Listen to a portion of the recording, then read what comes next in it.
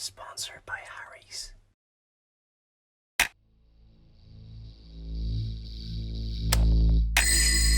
You would be surprised how very few traditional high-concept war-themed horror movies actually exist, and a good reason for it is because, well, there's nothing scarier than the real thing.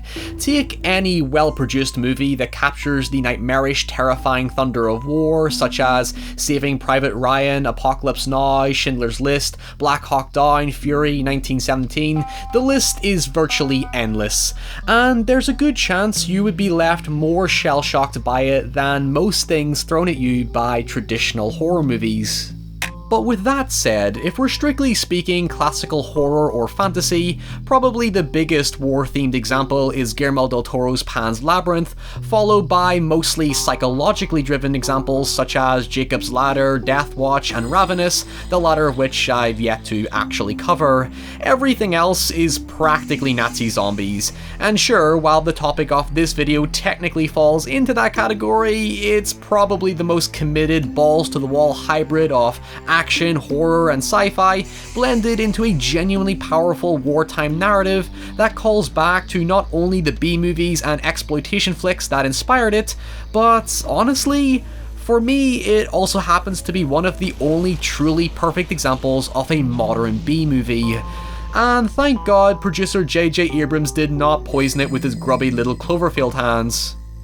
The ominously titled Overlord tells the story of a group of American soldiers sent on a covert mission to Nazi-occupied France to destroy a radio tower, only to discover that underneath said tower is a laboratory housing shocking, grotesque experiments on captured soldiers and civilians that hint at harrowing consequences to come if it isn't stopped.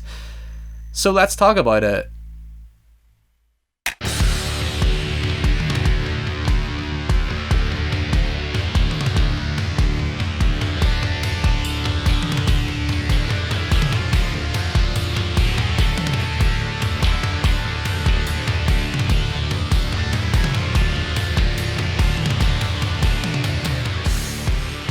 Look, we could argue forever over the pedantics of how much of a horror movie this is, over a mostly traditional war film with a sci-fi twist, but regardless, Overlord was the most intense sleeper hit of 2018. It virtually came out of nowhere and surprised just about everyone who liked it, with its stellar visuals, piercing sound design, simple, efficiently told story with well-rounded characters, and its sinister genre subversion that gives new meaning to the horrors of war.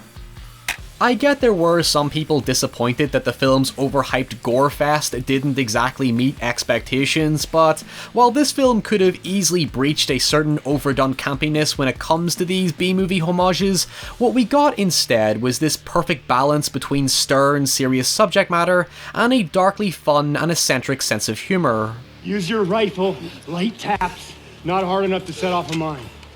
Exactly how hard is too hard? You'll know. As odd as it sounds, Overlord does one thing differently than most modern homages. For the most part, it takes itself pretty seriously, and what's great about that is that with such a confident level of conviction, it helps you buy into its grisly fantasy. I echoed a very similar view when I talked about Troll Hunter. The film is self-aware of its oddities, but by having its characters play it as straight as possible, instead of awkwardly nudge wink-winking the audience every time something far-fetched happens, it maintains a convincing believability. The problem I have with most modern B-movies is that they pull the whole obnoxious meta crap where they think that by calling attention to itself, it excuses its lack of creativity or intelligence. Like, just because your movie acknowledges that it's bad doesn't make it any better. All you're really doing is admitting your mistakes and lack of effort. Although, I guess there is an argument to be said that the film could have dived much further into its absurdity, yet I think that may have had something to do with trying to keep things relatively tasteful, because, after all, it is basing its horror off real-life Nazi experiments. But just before we get into the underlying sinister aspects of the story, since this is a movie all about manly men doing manly things, it seems only appropriate that this video be sponsored by Harry's. When I come back from the battlefield of making videos, I like to clean myself up for a night of playing video games and the occasional social interaction, but as a timid young man with sensitive skin, I can't shave for shit without getting a rash. Thankfully, the lads at Harry's bought a world-class factory in Germany, topical I know, and produced a clean, simple, efficient razor that reassured me that I wasn't going to cut up my face with the blade. This inexpensive, comfortable razor even has refills starting at $2 and gets shipped right to your doorstep, which, given the current circumstances, is pretty convenient.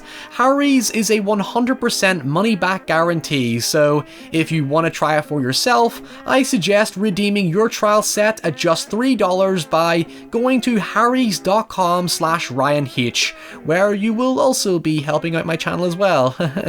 Seriously, I need the sponsors, so go get your starter kit today and join the 10 million others who tried Harry's for themselves, and let me know what you think. And now, while you're ordering your cheeky wee razors, back to the video. So, I understand some people refer to Overlord as like a mild spiritual adaptation of Wolfenstein, where we get a glimpse into a haunting alternative history of potential global Nazi totalitarianism had we lost the war. Yet, while most people tend to associate Nazi zombies with Wolfenstein and Call of Duty these days, it might surprise you to know that it was a long-existent subgenre, even during the Second World War. While on the one hand, the point of Nazi zombies was to lampoon Hitler's regime with pre- and post-war propaganda film, where we wanted to revive Hitler just so that we could kill the fucker for ourselves, there was also something genuinely disturbing about the idea of what the world nearly became in the hands of Nazi control. I mean, it's easy to reflect in hindsight, but Overlord maintains a persistent sense of urgency to reinforce just how dire and devastating the circumstances were at the time. Not only does this tiny platoon need to complete their objective by sunrise, but they're behind enemy lines and faced with the pressure of the relentless monsters they're trying to stop, both humanly and, well, monstrously. While the story never looks to make a statement about war, and thank God for that, it definitely looks to act sensitively around the grim subject matter of human experimentation. Even with its increasing absurdism, it gets across the pure trauma and fear of the victims and the deeply evil side of human nature by keeping the central antagonist relatively grounded. He's not simply an over-the-top eccentric mad villain, he's just a human scumbag relishing in his power and authority, and is presented visually with a small subtle exterior, but a powerful domineering demeanour on the inside. It's not what he can physically do that's threatening, it's what his menacing mind can conjure up that's so frightening. Like, he's not especially violent, but you can definitely tell he's just a soulless, unremorseful man who wants to see the world burn, and is not afraid to let humanity suffer as a result.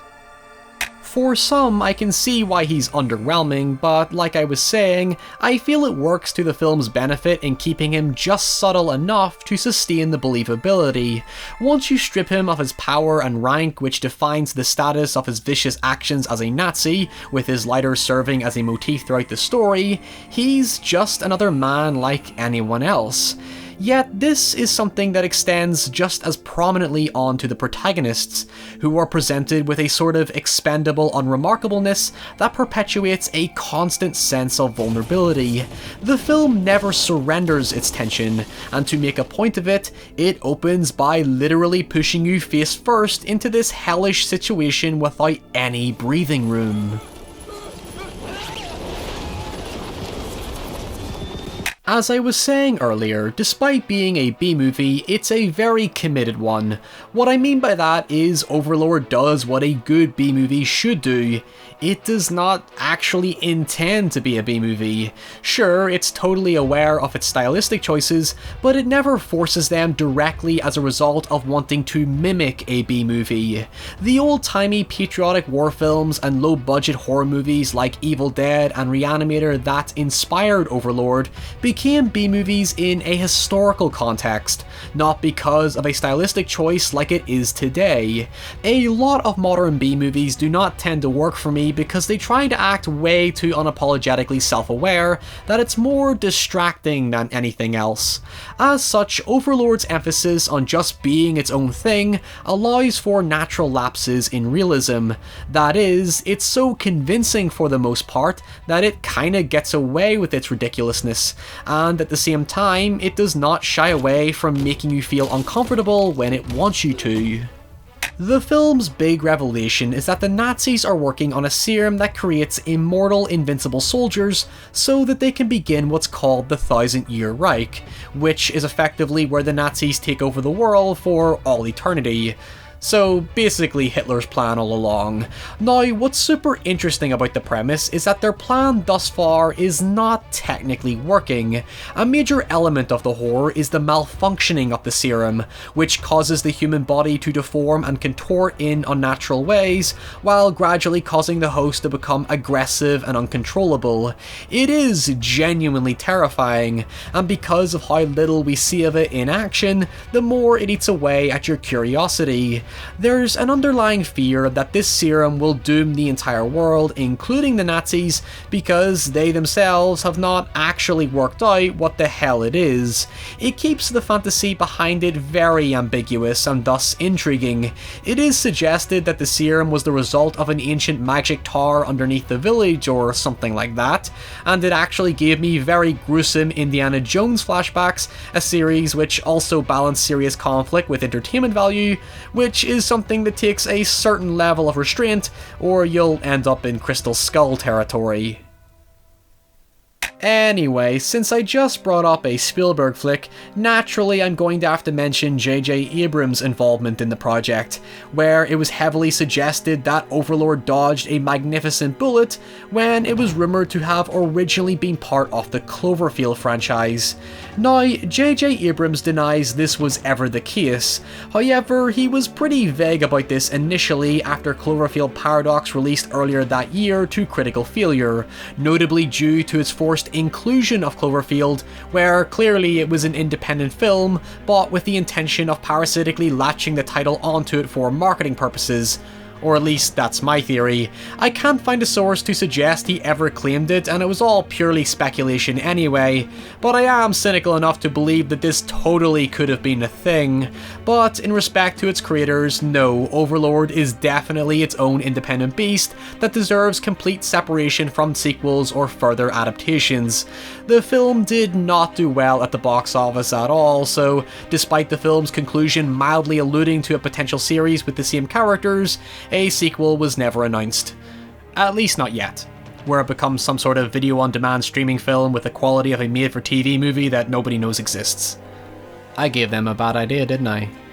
In my eyes, Overlord reminded me of films like Dog Soldiers, where it deserves a lot more love for being a wonderful callback to dark genre-indulgent filmmaking that we don't really see that often anymore.